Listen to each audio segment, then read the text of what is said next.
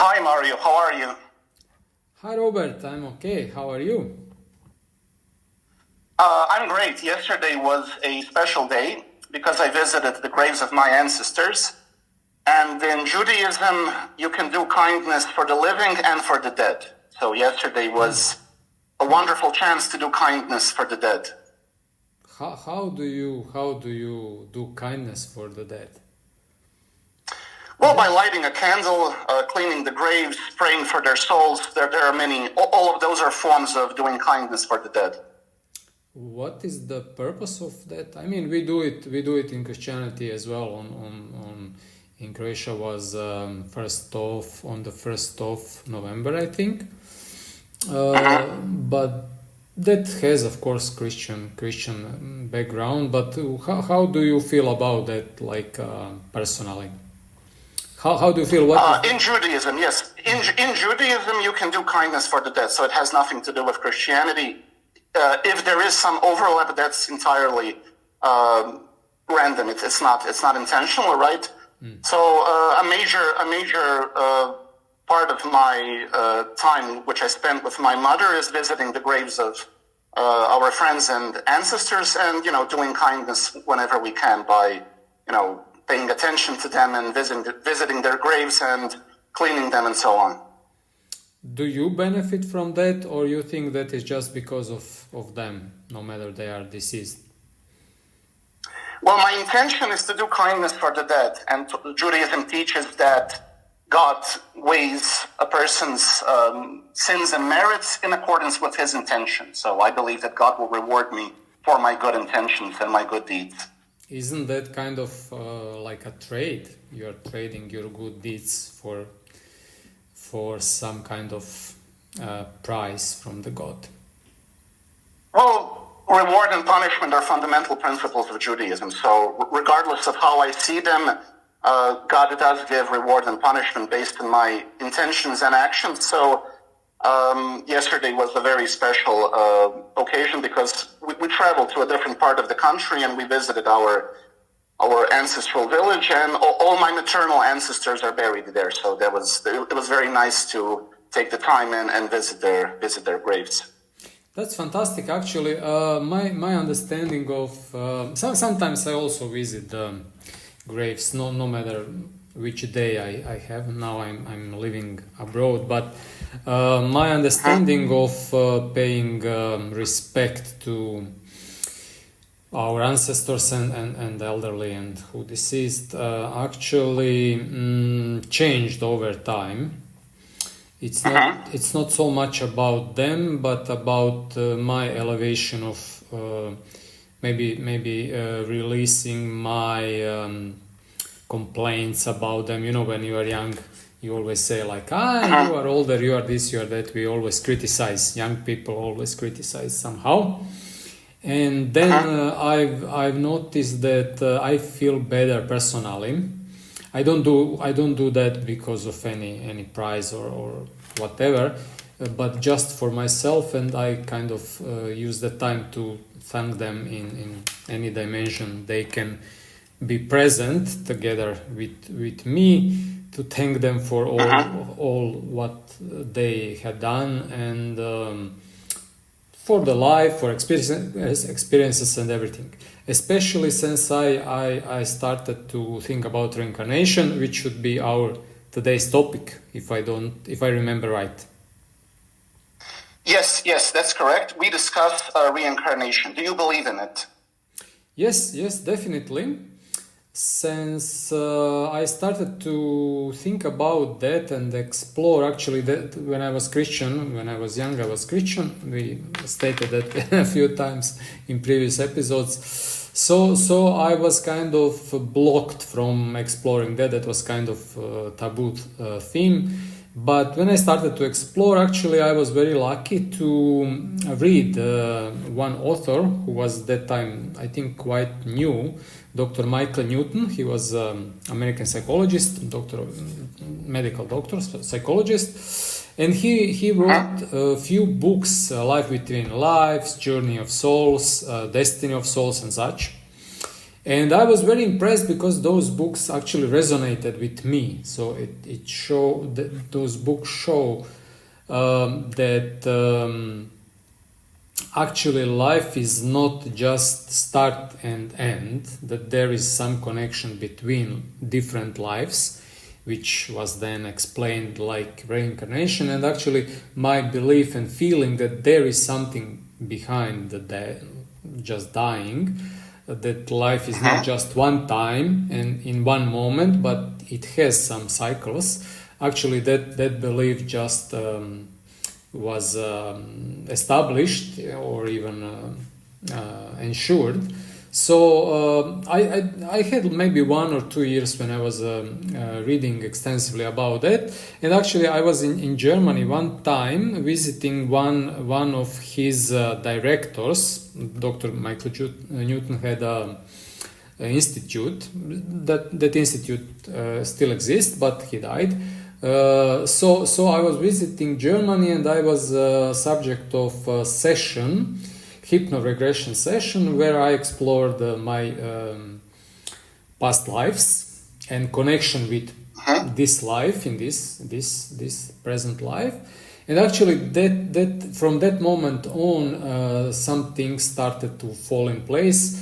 And actually I had few more sessions with different people where I explored connections between my present life and previous lives with the people who were characters from that previous lives, with how our mutual relationship from that life, or maybe things we didn't solve in that life, influenced my life, this life, and how what is my purpose in this life to release any bad feelings or complaints about my mom, my family, because we were reincarnating in different roles many times in life. In one life I was a Buddhist monk,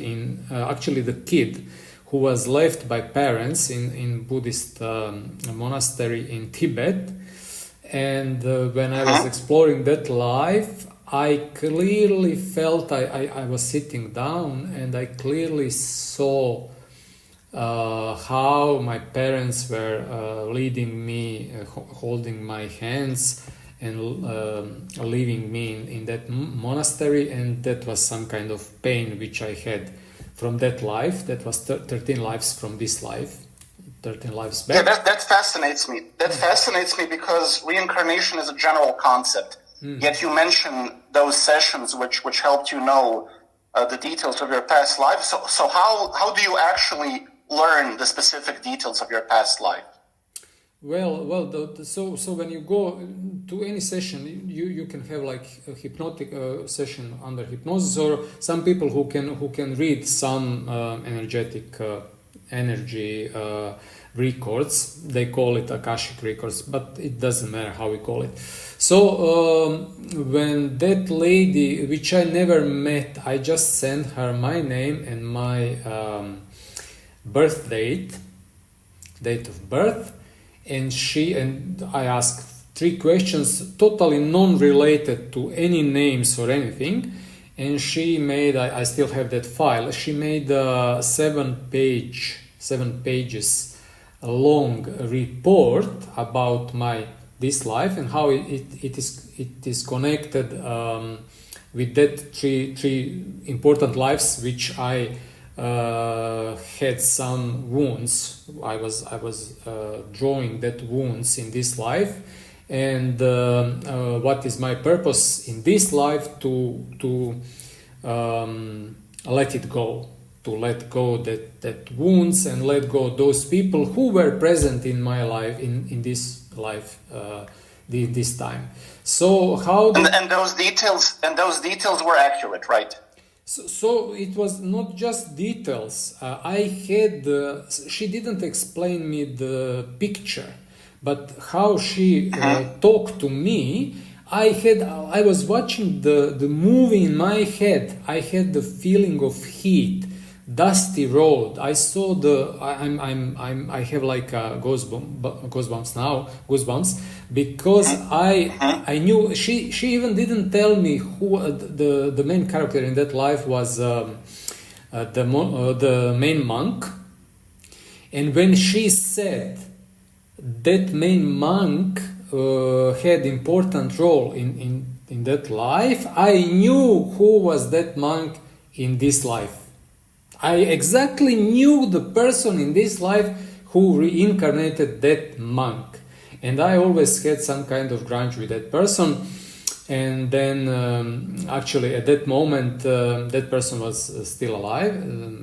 That person died later. But at that moment, it was just a big release of energy. I felt that like mix of energy, mix of emotions, because I understood that we had a kind of, let's say, fight, which we were maybe trying to solve in 13 lives from that life until this life. And then I decided to release that, not to complain anymore or have any bad feelings with that person and all those things what we had in between. And when I visited that person next time, I felt a totally different energy from myself to that person and from that person to me. And it was kind of totally I don't know, nuke level of experience, because I lived through that experience when that lady was talking to me. I never met that lady. I didn't know anything about her. I don't know how did she look like. I don't know anything. I just knew her email, and I just sent her a short message with what I wanted to explore at that time. So she didn't know anything about my life. Did I have that person, this person? She didn't know anything. And she explained me in so many details that if I wouldn't have seated, I think I would fell down. The emotion. That's fascinating. That's fascinating to me. I mean, yeah, I believe. I mean, for me, it was like life-changing experience. I would suggest anyone to try, because there is no fear. You don't have any bad influence or anything. You can just understand better why you have some kind of relationship with another people in this life. And then since she explained me, so she defined. Imagine this: she defined 13 lives from now. You were born you were a kid. Your parents were very poor, and they left you in the monastery in Tibet. And at that moment, I was like lightning was running through my body. I was like shaken. So that life had a very big influence in my life. And actually, that yes, I can imagine. Yeah, I mean, yeah, you can probably partially, but the release and the kind of that shift in the energy in my mental everywhere actually was I cannot explain. That's I can suggest anyone to try, because I feel that is the we have all the tools. We have all the tools. If we just don't have a fear or anything, that's nothing supernatural. You know, that's part of our lives. We are integrated in the energy field, living through religions, through mindset, through whatever. But finally, that's why reincarnation is important. Finally, the purpose of reincarnation, from that time I understood it this way, is to learn from past lives, from past wounds, past whatever mistakes, and try to fix it in this life, be a better person. As you said, all Jews are, the purpose of life in Judaism is to be the best person possible. So even if we came in this life with some baggage, which influences on subconscious level our emotions with other people, maybe some tensions we have with other people, people, I believe, if we explore enough and read and find in ourselves. Actually, if I wasn't ready for that, if I didn't dig so deep, I wouldn't have had that kind of experience. But I was kind of shaken. But since that time, my life has changed like 10 times 360 degrees. So yeah, that's my personal experience. I believe that since that time I don't need religion, I don't need anything actually that contributed for me to disconnect from many beliefs, politics, whatever, and move just from my mind to that subconscious and conscious, to start exploring that connection with my past lives and emotions and everything. And therefore I believe that is the purpose of reincarnation. In my life, that's my personal experience. What do you think?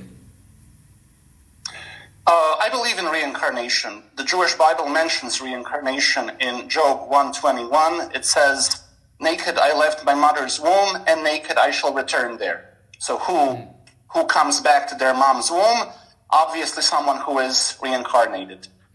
The Oral Torah explains that reincarnation is an extra opportunity to make amends and to become righteous. So in Judaism, reincarnation is not ideal. Ideally, we should fulfill our obligations without an extra opportunity.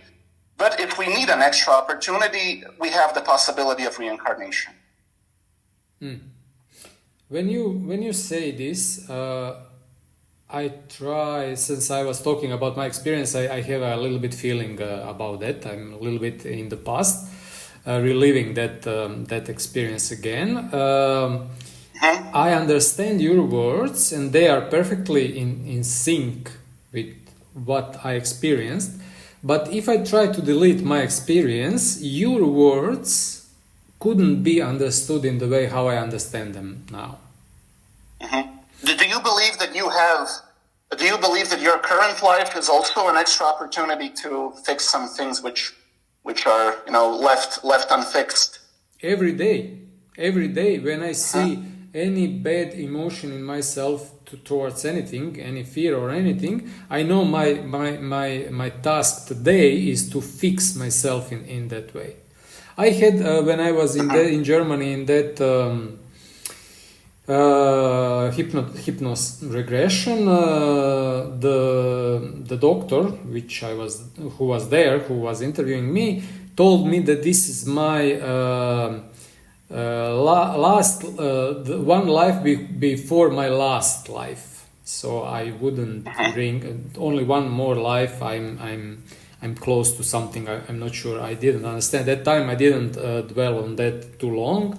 But sometimes when I think about that session, I just want to this life to be my last life, because there are many dimensions waiting for me to probably explore them.